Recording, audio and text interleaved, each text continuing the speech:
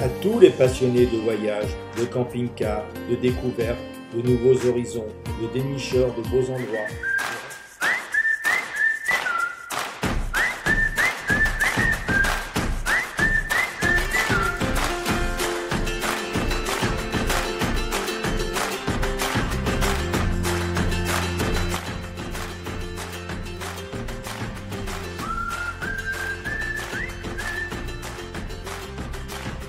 Avant de rejoindre l'arrivée de la 5e étape du Tour de l'Avenir, à Saint-Julien-Chapteuil, sur une idée de la famille Leroy, on se rend visiter une école musée d'autrefois.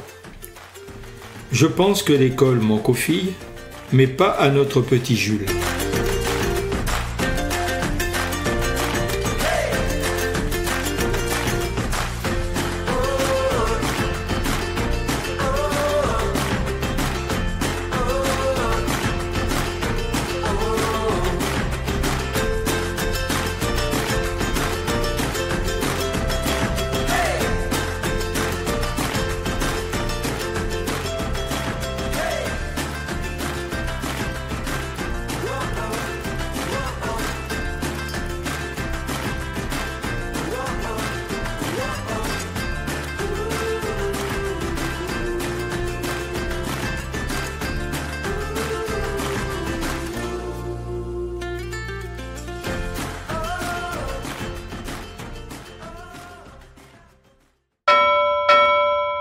Ça y est, vous êtes prêts?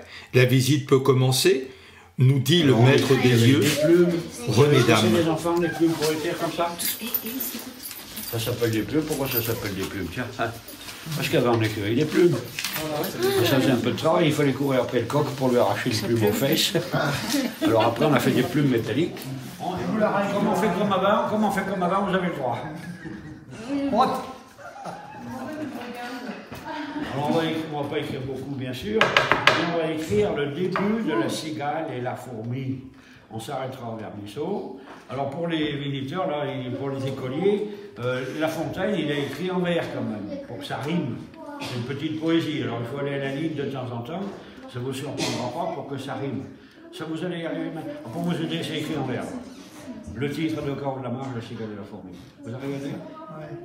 Allez, c'est parti, Jean-Claude. Écoutez bien, Jean-Claude. J'ai les noms des meneurs. Donc, le titre a 2 carreaux de la main. Ne rigole pas, Maurice. Je vais parler de toi à tes parents, tu vas voir. Quand tu vas rentrer chez toi, ça va pas être pareil. Paul! Donc, tout le monde est prêt? 2 carreaux de la marge, on est bien. La cigale et la fourmi. Je répète. La cigale et la fourmi. Point, ramassez les copies. Non. La cigale, virgule, ayant chanté tout l'été, virgule. Céline, tu passeras me voir après la dictée. Se trouva fort dépourvu, pas un seul petit morceau à la ligne, de mouche ou de vermisseau. Point. Point final. Je n'ai pas perdu sur l'air du c'est la mère Michel qui vient demander. Mon chat n'est pas perdu, vous l'avez donc trouvé. C'est le père Lustucru qui lui a répondu. Donnez une récompense, il vous sera rendu. Et pour nous dire comment vous est venue cette passion de l'école. Alors c'est les hasards de la vie. Avec ma femme, on cherchait une petite maison pas chère à rénover. Sur Internet, entre autres, sur le Bon Coin. Et la petite maison pas chère à rénover, on ne la trouvait pas. Et puis tout à coup, on voit cette annonce sur le Bon Coin qui disait « Ancienne école à vendre ». Alors on a pensé que c'était une toute petite école qui aurait pu faire une petite maison du coup. Et puis quand on a vu que c'était une très grande école, et ça ne nous a pas fait peur, bien au contraire. l'idée nous est venue, du coup, d'en faire un musée de l'école. Alors, cette école avait fermé il y a bien longtemps. Elle a fermé en 1971, par manque d'effectifs, et aussi parce qu'on s'est mis à mélanger les filles et les garçons. Ici, il n'y avait que des garçons, c'était une école primaire. Donc en 1971, on a proposé aux garçons de quitter leur école et de rejoindre les filles dans l'autre école. Alors on était très sérieux à l'époque, un petit peu triste pour leur annoncer la fermeture de leur école. C'était loin d'être triste, parce qu'on n'avait pas fini de leur expliquer qu'ils étaient déjà partis, hein, rejoindre les filles, bien sûr. Alors donc l'idée nous est venue immédiatement, nous, de remplir cette école à nouveau, parce qu'elle avait été vidée en 1971, il ne restait rien ici, mais on a retrouvé en un an tout le matériel scolaire d'à peu près un siècle de représentation ici. Donc on a acheté l'école le 1er mai 2012 et ouvert le musée le 1er mai 2013. Alors dans le village, ils étaient un peu surpris qu'on réveille ce bâtiment qui dormait depuis plus de 40 ans. On s'est moqué un petit peu de nous d'ailleurs, en nous disant qu'on n'aurait jamais personne, qu'un musée de l'école, ça n'avait pas de sens. Alors on n'a pas eu beaucoup de visiteurs la première année, en 2013, mais on a quand même approché les 2000 visiteurs. Et puis le bouche à oreille fait que ça progresse d'année en année. Et l'année dernière, on a dépassé les 7000 visiteurs. Succès parce qu'on a l'originalité d'être un musée vivant, on va dire.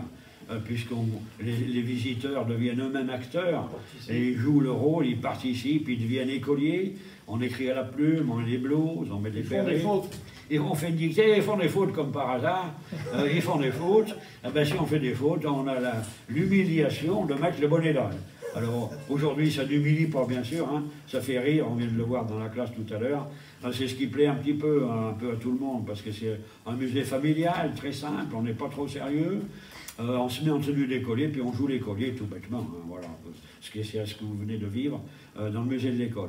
Alors du coup, on a une petite réputation, hein, tout doucement. Aujourd'hui, il y a Internet qui vous classe, comme à l'école finalement. Alors il y a Trépanosaure par exemple, ben, il se trouve qu'on est classé maintenant numéro 1 des musées de toute la région, Auvergne-Rhône-Alpes. Il y a quand même 548 musées, hein, donc il y en a 548 derrière.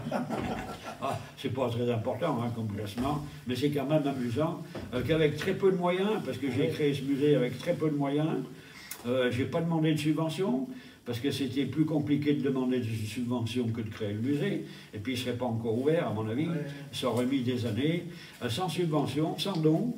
Maintenant qu'on existe, on a quelques dons, mais ça fait plaisir, bien sûr. Mais au départ, j'ai pratiquement tout acheté sur les petites annonces d'Internet, et on a réussi à créer ce musée assez rapidement et sans gros frais, et ça plaît quand même. Comme quoi, c'est pas obligé d'investir des millions pour faire quelque chose qui marche. Merci beaucoup. Bravo. Merci. Bravo. Ça y est, nous voilà sur la ligne d'arrivée, prêts pour la filmer.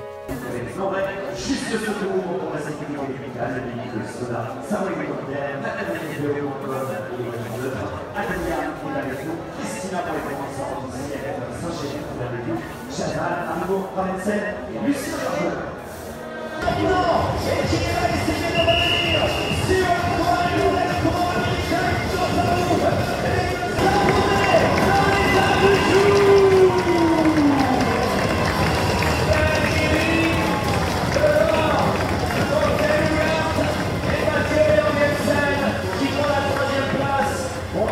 Les chronos, parce que si on va terminer avec les héros du jour, avec Thomas Pitcock qui vient arriver, et bien tout simplement le sprint du peloton avec les coureurs de l'équipe nationale d'Italie et Simon Duguier qui passe la ligne. Il conservera normalement son avance puisque le peloton est arrivé avec un retard d'à peu près 1 minute et 40 secondes d'avance. Quelle étape, regardez ces coureurs avec ces visages marqués par l'effort qui en terminent actuellement les coureurs de l'équipe de France qui ont profité. Ouf, ça y est, on est arrivé au bivouac. Demain sera un autre jour.